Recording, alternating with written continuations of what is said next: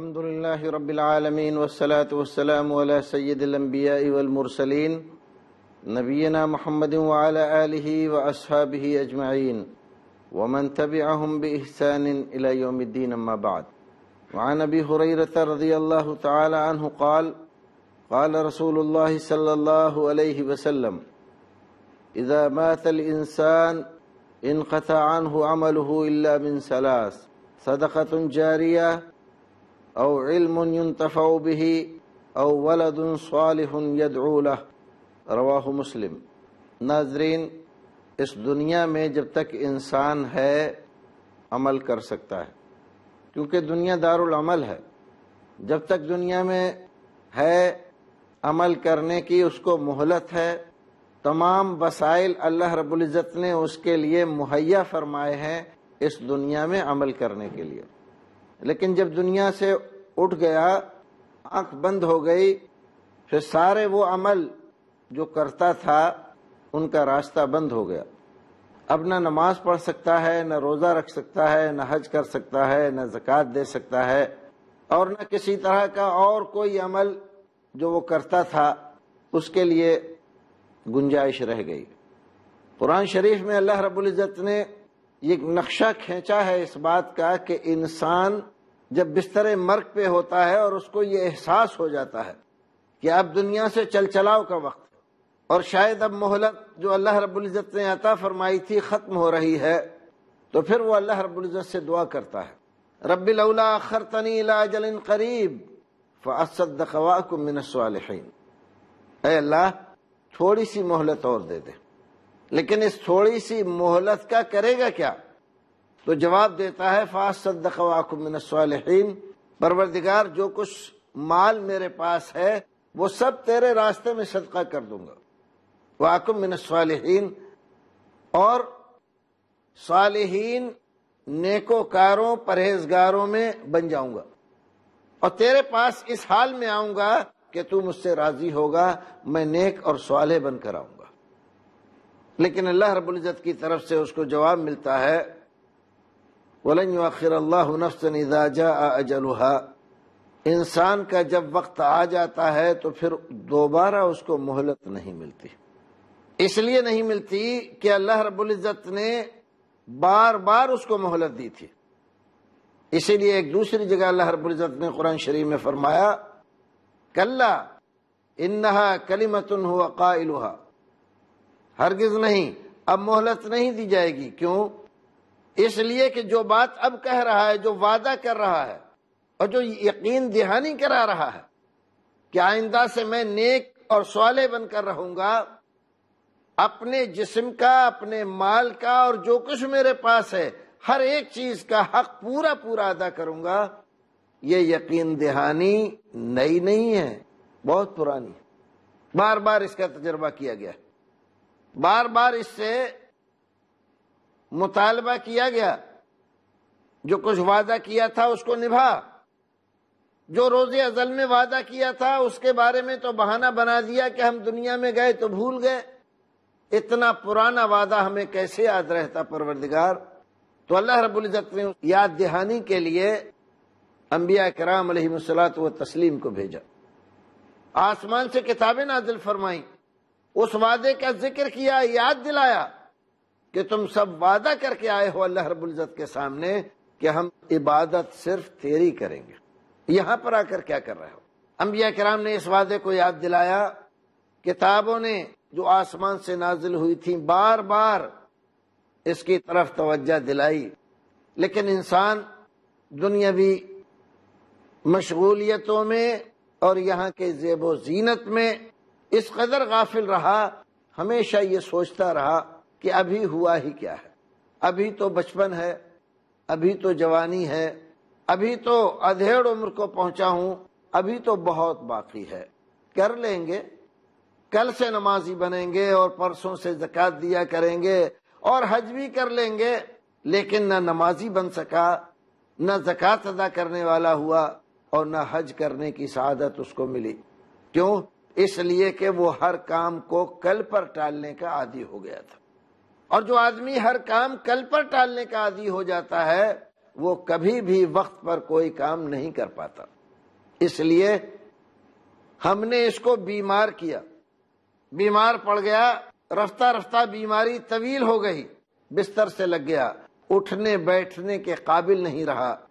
اب ہر وقت اللہ اللہ کرتا تھا، کروٹ بدلتا تھا تو اللہ، اور ادھر کروٹ بدلتا تھا تو اللہ، اٹھتا تھا تو اللہ، بیٹھتا تھا تو اللہ، لیٹتا تھا تو اللہ، ہر وقت اللہ ہی اللہ تھا۔ وعدہ کیا اس نے کہ اللہ ایک بار صحت دے دے، اب کی میں نہ تیری نماز کبھی چھوڑوں گا، نہ تیری عبادت سے غفلت کروں گا، نہ تیری فرمانی کروں گا۔ ہم نے اپنی رحمت سے پھر سے نواز دیا اس کو صحت و تندرستی سے، صحت و تندرستی ملی۔ کچھ دن تک تو یہ اپنے وعدے پر قائم رہا، نماز روزہ سب کچھ ٹھیک ٹھاک کرتا رہا، لیکن پھر دنیا کمانے میں جو پڑا، پھر وہی رفتار بے ڈھنگی جو پہلے تھی سو اب بھی ہے، اسی راستے پر آ گیا۔ اب جب اس نے دیکھ لیا کہ فرشتہ سراہنے آ کر بیٹھ گیا، زندگی سے یہ مایوس ہو گیا، اب یہ سوچ رہا ہے کہ اب تو بس دنیا سے جانا ہی ہے، اور سامنے اس کے ایک طویل منزل کھڑی ہوئی ہے جس کے بارے میں اس کو کوئی تجربہ نہیں ہے۔ تو اب کہہ رہا ہے کہ پروردگار تھوڑی سی مہلت دے دے، ایک بار اور دے دے۔ کیا کرے گا اب؟ لعلی اعمل صالحا فیما ترکت، جو کچھ میں نے چھوڑا ہے اس میں نیک عمل کر لوں، اور تیرے پاس جب آؤں تو نیک صالح پرہیزگار بن کر آؤں۔ لیکن اللہ رب العزت نے کسی کو ایسے وقت میں جب وقت آ گیا اس کا تو مہلت نہیں دی۔ زندگی کا وقت متعین ہے، ایک ایک لمحہ، ایک ایک پل اللہ رب العزت نے گن کر انسان کو دنیا میں بھیجا ہوا ہے، اور جب وہ وقت آئے گا لا یستاخرون ساعۃ ولا یستقدمون، تو ایک ساتھ، ایک گھڑی، ایک لمحہ آگے پیچھے ہونے والا نہیں۔ اس لیے انسان کو بار بار اللہ رب العزت نے متوجہ کیا ہے کہ عمل کر لے، ہوش میں آ جا۔ اسی لیے اس پر آزمائشیں اور پریشانیاں آئیں تاکہ اس کو بیدار کریں اس کی نیند اور غفلت سے، لیکن اس نے اس غفلت کو چھوڑا نہیں، بیدار ہونے کی کوشش نہیں کی، اور نہ اللہ رب العزت کی عبادت سے دل لگایا، بلکہ اپنی اسی رفتار پر چلتا رہا جو اس نے دنیا کمانے کی اور دنیا والوں کی طرح زندگی گزارنے کی اختیار کر رکھی تھی۔ اب وقت آخر آ گیا، فرشتے نے روح نکال لی، اب کیا کر سکتا ہے؟ اب کچھ بھی نہیں کر سکتا۔ رسول اکرم نے فرمایا اب دنیا سے جانے کے بعد صرف 3 چیزیں ہیں جو اسے فائدہ پہنچا سکتی ہیں، باقی سب راستے بند ہو گئے۔ رسول اکرم صلی اللہ علیہ وسلم نے ارشاد فرمایا اگر صدقہ جاریہ وہ کر گیا ہے، صدقہ جاریہ کوئی چیز وقف کر گیا، کہیں نہر کھدوائی جس سے لوگ فائدہ اٹھاتے ہیں، کھیتوں میں پانی بھی دیتے ہیں، جانوروں کو پانی بھی پلاتے ہیں، اور پیاسے لوگ پانی بھی پی لیتے ہیں، اور اس سے لوگ فائدے اٹھاتے ہیں، یہ صدقہ جاریہ، اس کا ثواب برابر اس کو ملتا رہے گا۔ کہیں مسجد بنوا دی، مسجد جب تک موجود ہے، لوگ اس میں نماز پڑھ رہے ہیں، اس کا ثواب جاری ہے، یہ اس کے نامہ اعمال میں برابر لکھا جاتا رہے۔ کسی آدمی کو قرآن شریف ہدیہ کر دیا، دے دیا پڑھنے کے لیے، وہ قرآن شریف جب تک موجود ہے اور وہ آدمی اس کو پڑھتا ہے تو ثواب اس کو ملتا رہے گا۔ مدرسہ بنوا دیا، سرائے بنوا دی، ہاسپیٹل کھلوا دیا، یتیم خانہ بنوایا، بیواؤں اور ضعیفوں کے لیے کوئی سرائے بنوا دی، جب تک یہ چیزیں باقی ہیں تب تک اس کو ثواب ملتا رہے گا۔ یہ صدقہ جاریہ ہے، اور صدقہ جاریہ کا ثواب منقطع نہیں ہوتا۔ او علم ينتفع به، یا دنیا میں علم حاصل کیا تھا اس نے، علم حاصل کرنے کے بعد اس پر خود بھی عمل کیا اور کچھ لوگوں کو پڑھایا، شاگرد بنائے کچھ، اور وہ شاگرد اس کے بعد نیکی کے راستے پہ چل رہے ہیں، دوسرے لوگوں کو بھی پڑھا رہے ہیں۔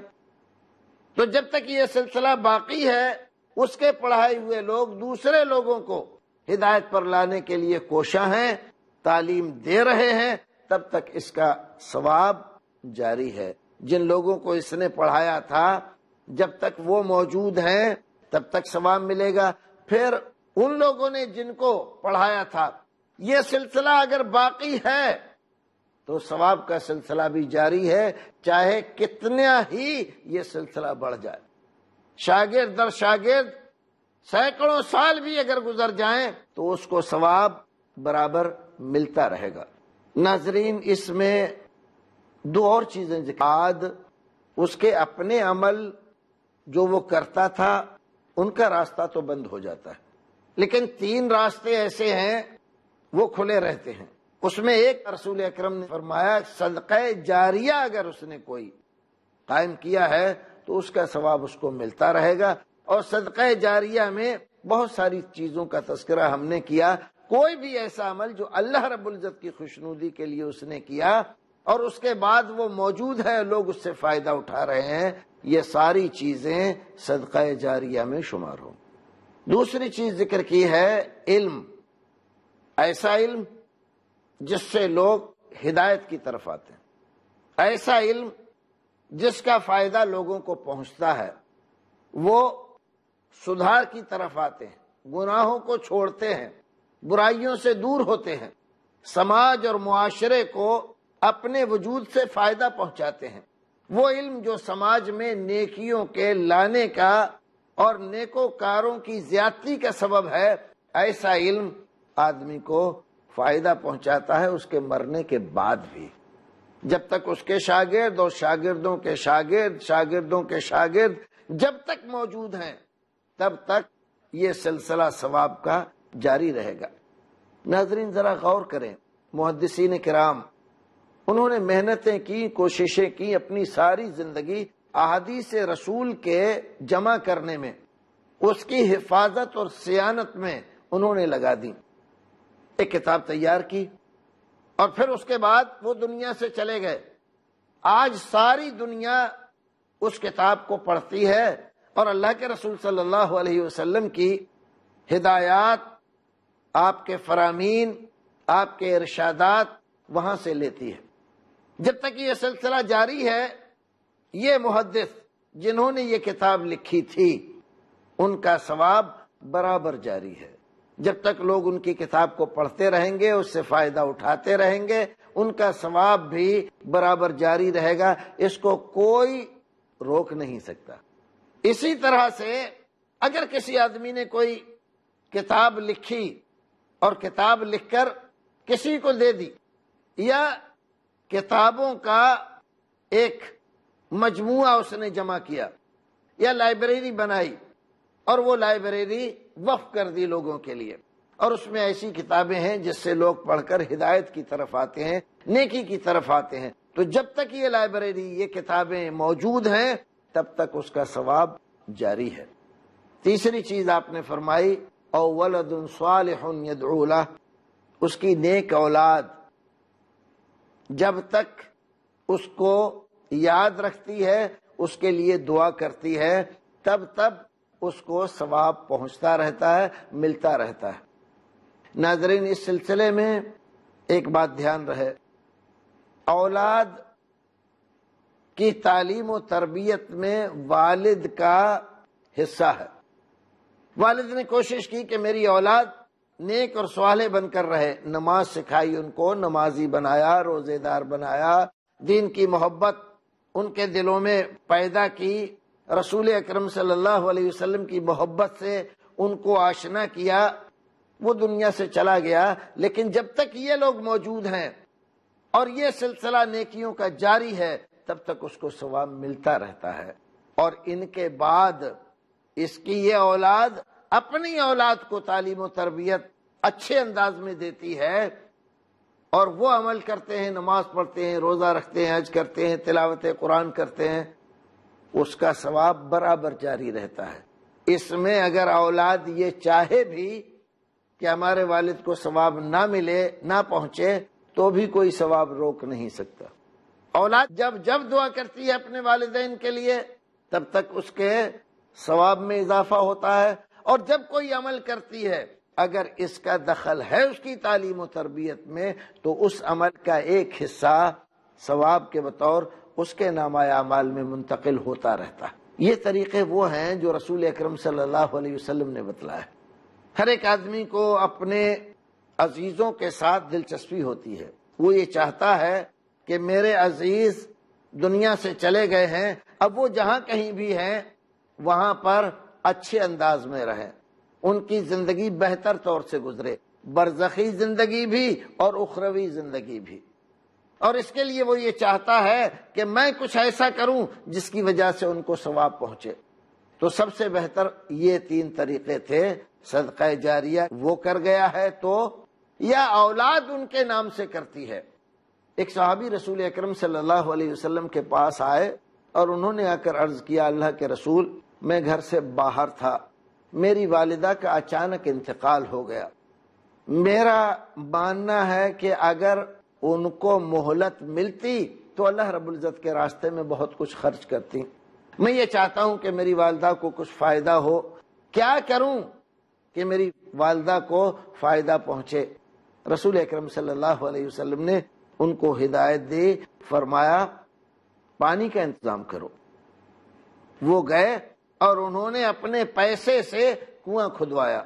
ناظرین یہ بات ذہن میں رہے، پانی کی وہ بہتات جو ہمارے یہاں ہندوستان میں ہے، ہر جگہ پانی وافر مقدار میں موجود ہے سوائے راجستھان کے یا کچھ اور علاقوں کے، باقی ہندوستان میں پانی وافر مقدار میں ہے، اس اعتبار سے ہم پانی کی قدر نہیں کر پاتے ہیں۔ لیکن جہاں پانی کمیاب ہے، جہاں میلوں سے آدمی پانی لے کر آتا ہے، وہاں پر پانی کی بڑی اہمیت ہوتی ہے۔ عرب کا خطہ بھی ایسا ہے کہ پانی ہر جگہ نہیں ملتا، لیکن پانی ایک ایسی چیز ہے کہ اس کے بغیر زندگی بھی نہیں ہو سکتی۔ کوئی انسان بغیر پانی کے زندہ نہیں رہ سکتا، بغیر روٹی کھائے آدمی زندہ رہ سکتا ہے، لیکن بغیر پانی پیے انسان زندہ نہیں رہ سکتا۔ تو زندگی کے لیے پانی ضروری ہے۔ رسول اکرم نے ان کو حکم دیا کہ پانی کا انتظام کرو اپنی والدہ کو اگر ثواب پہنچانا چاہتے ہو۔ انہوں نے کنواں کھدوایا، کنواں کھدوانے کے بعد نیت کی ہذہ لام سعد کہ یہ سعد کی والدہ کے لیے ایصال ثواب کے بطور ہے، اللہ رب العزت کی خوشنودی کے لیے ہے، لیکن والدہ کے ثواب کے لیے ہے۔ اس طرح رسول اکرم صلی اللہ علیہ وسلم نے گویا کہ ہدایت دی کہ اولاد بھی اگر کوئی صدقہ جاریہ کا کام اپنے مرحومین کی طرف سے کرتی ہے تو اس کا ثواب بھی برابر پہنچتا رہے گا، جب تک کنواں باقی رہے گا، جب تک وہ باولی باقی رہے گی، جب تک نہر باقی رہے گی، لوگ اس سے فائدہ اٹھاتے رہیں گے، یہ ثواب انشاءاللہ جاری رہے گا۔ اگر یہ کنواں بند ہو جائے، نہر خشک ہو جائے، باولی خراب ہو جائے اور اس کا کوئی انتظام نہ کرے، لوگوں کو فائدہ اٹھانا اس سے مشکل ہو جائے یا نہ ملے فائدہ، تو وہ ثواب وہیں پر رک جائے گا۔ دوبارہ اگر کوئی آدمی اس کو جاری کر دیتا ہے تو پھر سے ثواب اس کا جاری ہو جائے گا۔ یہ صدقہ جاریہ آدمی خود کر جائے یا اس کی اولاد اس کی طرف سے کرے، بلا اختلاف، اس میں کسی کا کوئی اختلاف نہیں ہے، آدمی کو ثواب ملتا رہتا ہے۔